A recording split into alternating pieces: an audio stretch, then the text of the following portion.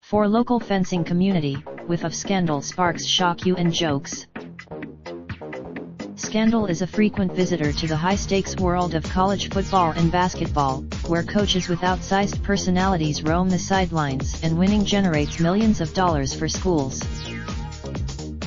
But fencing knew that quaint, age-old endeavor of donning armor, a sword, and quietly prodding away at an opponent you has been a stranger to controversy. Fencing has an elegant, upscale feel, says David Seuss, 69, a three-time world fencing champion who trains in Watertown.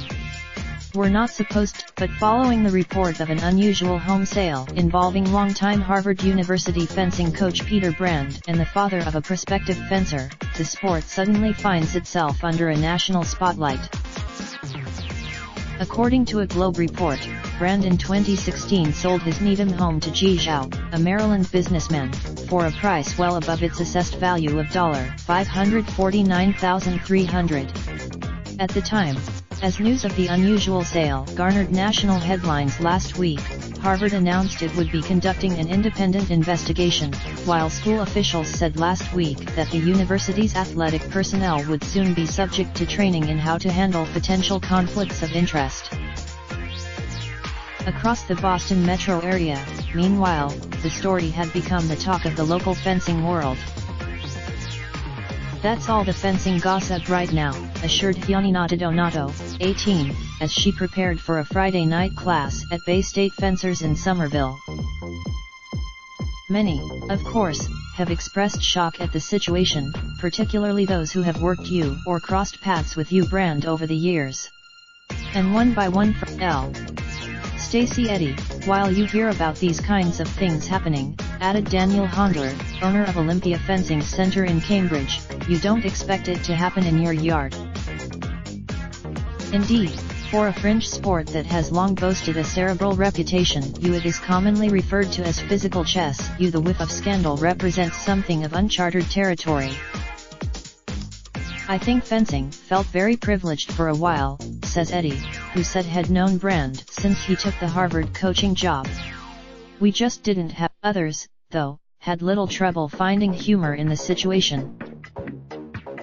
Gathered before a Friday night class at Bay State Fencers, a group of mostly teenager fencers seemed to be enjoying their unassuming sport's temporary notoriety. I think everyone reading the paper at Harvard was probably like, what? Harvard has added local fencer Robert Harris, whose daughter, Emma, is a sophomore member of the Penn women's fencing team. Any attention whatsoever for the sport is good.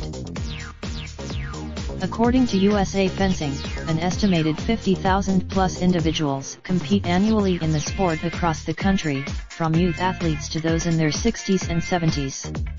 Boston boasts of, in an earlier interview with the Globe, Zhao, the Maryland businessman whose purchase of the Harvard coach's home jump-started the story, described fencing as a sport for nerdy boys. An analysis that, while seemingly harsh, wasn't exactly disputed by local fencers. The sport tends to attract intellectuals, according to many local competitors, as well as those uninterested in more mainstream endeavors like football, baseball, and soccer. It's a sport and it's also a way to live out childhood fantasies.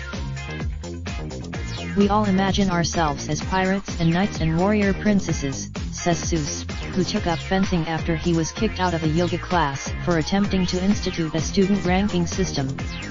You put on armor, as the Harvard inquiry plays out. Meanwhile, Seuss, an alum of the school, rejected the notion that fencing as a whole should suffer.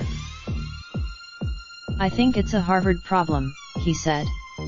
Fencing is the in. As for whether it might leave a permanent black mark on the sport, I think it'll blow over, said Keith Mukai Vandingstee, a 30-year-old fencer training at Bay State Fencers. The fencing community. Raindrop, drop top, smoking, no cooking the hot pot. I keep fucking on your bitch, yeah, that. Looking up, open the park,